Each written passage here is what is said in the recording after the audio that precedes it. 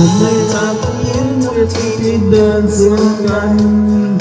ทำไมเธอต้องหวานทุกคำที่เอ่ยวาจา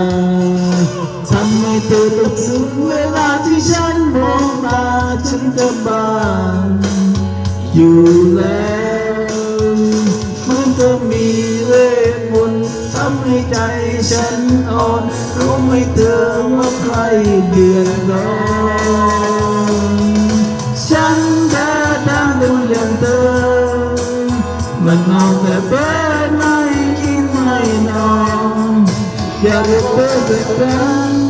บอกเป็นนักร้องเกิดมารักไปไหมใจฉันกำลังละลายโอ้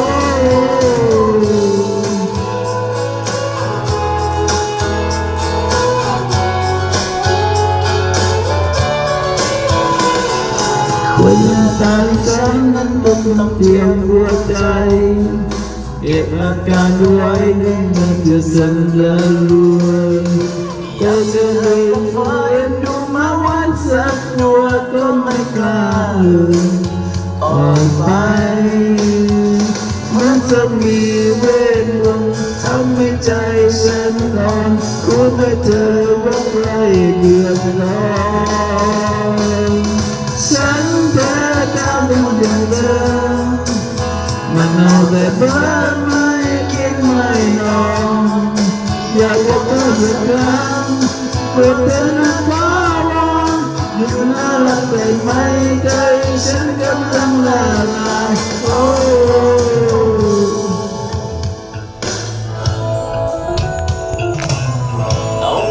หัวกับหัวใจเอาไงยังดีแล้วกับความรักทำให้ที่ใจมันต้องคิดหนักแพ้เต็มบุกตรงใจมันตะโกนว่ามันชอบเธอคอยใจจะคุยว่าจะคุยดึงเป็นทำยังไงใจมันทิ้งลงรักเธอจริงฉันแค่ทำคนอย่างเธอมันเอาแต่เบิดไม่กินไม่นอนอยากบอกเธอสักครั้งบอกเป็นนักร้องหยุดน่ารักได้ไหมใจฉันกำลังละลายโอ้ยังมีความรักเธอทำอะไรกันที่หนักแพ้เต็มหมดตรงใจมันตะโกนว่ามันชอบเธอวันใจไม่เลยแต่ยืนลงเธอทำอะไรกันถึงลงรักเธอคนเดียว